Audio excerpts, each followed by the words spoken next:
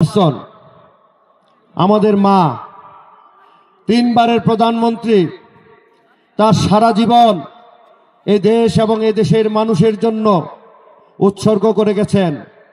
আজকে উনি মুমূর্ষ অবস্থায় এবার কেয়ার হাসপাতালে ভর্তি আছেন। আমি একজন ছোট্ট কর্মী, সাধারণ একজন বিএনপির কর্মী, আমার হৃদয় আজ দুঃখে ভারাক্রান্ত।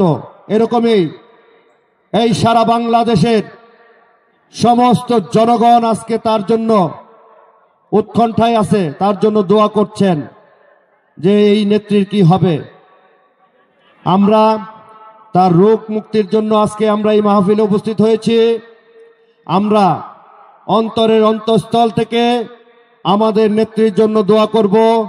মহান রাব্বুল আলামিন যাকে ওনাকে দ্রুত সুস্থতা দান করেন, উনি আমাদের মাঝে ফিরে আসতে পারেন এবং ফিরে এসে আমাদের এই 18 সাধারণ ভোটারের নয়নের মনে এম কফিল উদ্দিন আহমেদের হাতে দানের শীষ প্রতীক তুলে দিতে পারেন।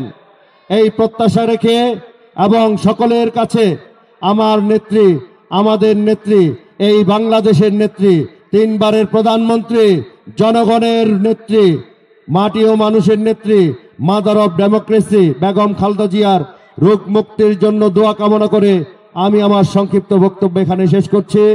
ধন্যবাদ।